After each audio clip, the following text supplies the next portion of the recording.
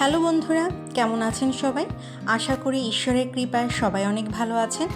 আজ আমি আপনাদের মাঝে নতুন আরেকটি রেসিপি নিয়ে এসেছি, আর এটি হলো গিয়ে চিংড়ি কাঁঠালের বিচি দিয়ে কুমড়োর ঝোল। এটি অত্যন্ত সুস্বাদু এবং খুবই স্বাস্থ্যকর একটি খাবার।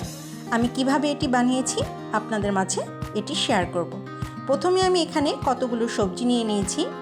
এখানে নিয়ে নিয়েছি কিছুটা কুমড়ো, তারপর ডাঁটা, কাঁঠালের বিচি, আলু আর ধুন্দুল। এখন এই সবজিগুলো দিয়ে আমি রান্না শুরু করব।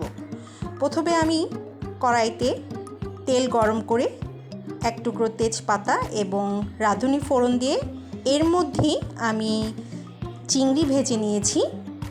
ছোট চিংড়িগুলো ভাজা হয়ে গেলে এর মধ্যে আমি সামান্য একটু জল দিয়ে দিয়েছি। তারপর দিয়ে দিয়েছি 1 চামচ আদা বাটা, 1 চামচ রসুন বাটা। আদা রসুন বাটা দিয়ে আমি আবার চিংড়ির সাথে ভালোভাবে মিশিয়ে নিয়েছি, যাতে আদা রসুনের কাঁচা গন্ধটা চলে যায়। আমি অনবরত নাড়াচাড়া করে এই মশলাটা মাছের সাথে কষিয়ে নিয়েছি।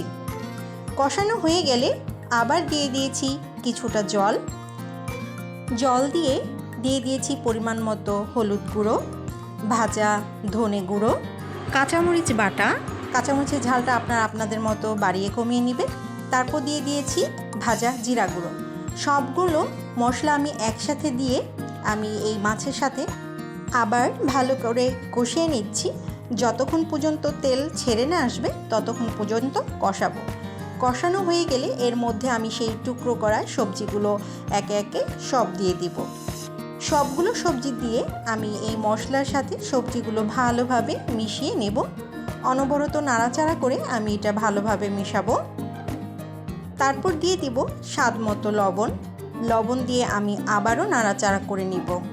এটা ততক্ষণ পর্যন্ত আমি নাড়াচাড়া করব যতক্ষণ পর্যন্ত এটা কষানো হবে মশলার সাথে এবং ভালোভাবে ভাজা হবে।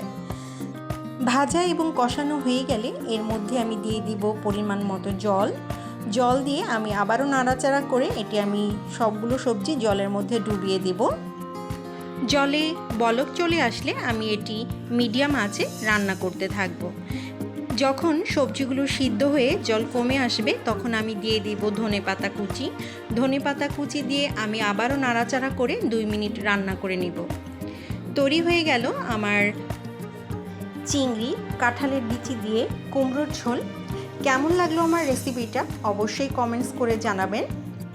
ভালো লাগলে লাইক এবং শেয়ার করে দিবেন। সবাইকে অসংখ্য ধন্যবাদ।